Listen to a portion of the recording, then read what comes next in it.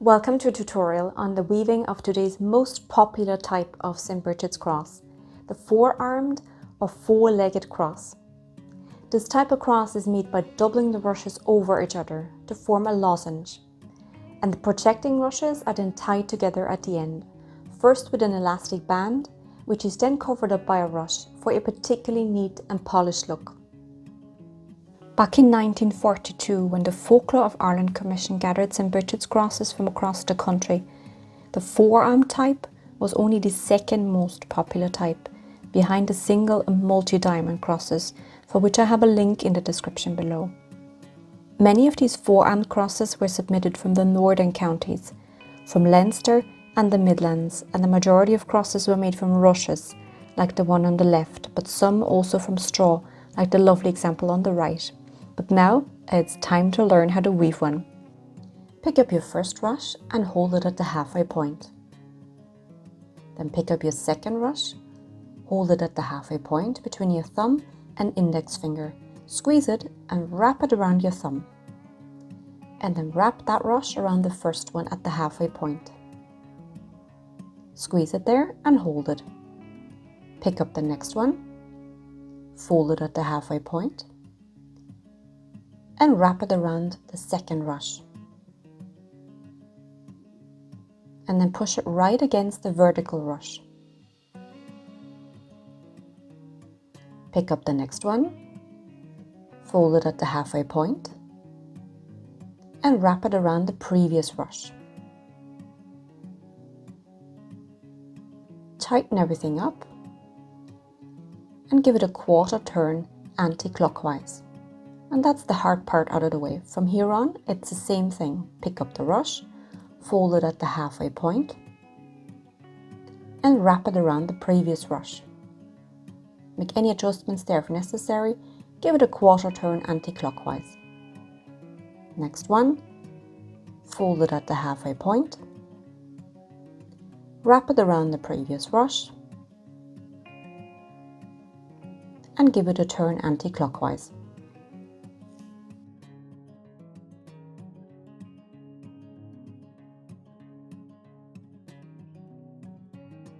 Fast forward a few rounds until your cross reached the desired size. Pull down one of the previous rushes to create a loop. Then pick up your next rush as normal, fold it, and when wrapping it around, make sure that both arms are being fed through this loop you just created.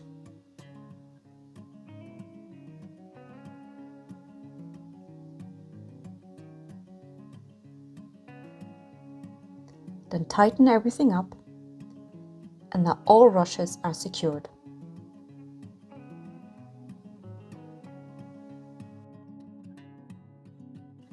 Now you can cut off the ends and either fasten them with a piece of string or ideally with an elastic band, which will remain tight even when the rushes start to shrink as they are drying. However, I always like to hide the elastic bands. For that, pick a rush that was cut close to the ground, where the rushes tend to be a lot sturdier.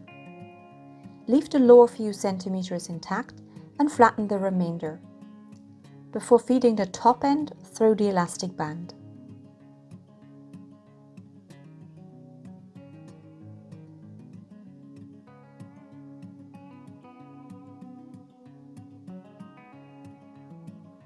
Then wrap it around 3 times horizontally.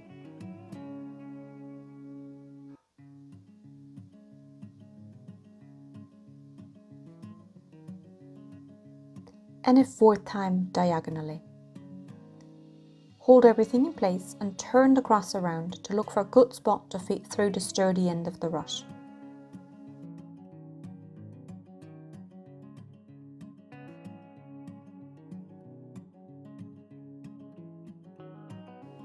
Continue to hold the wrapped portion in place and flatten the rush forming the loop if necessary, and then pull it all the way through. And remember, if one rush snaps or the end is too soft to feed it through, just try it with another one. As a final step, shorten the loose ends and then cut the arms to your liking. And then you're done.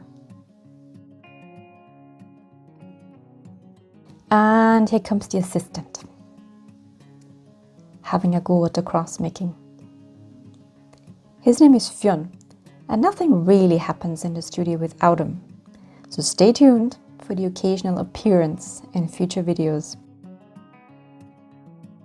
Let me know in the comments how you got on with your cross making and where your crosses will be placed in your home.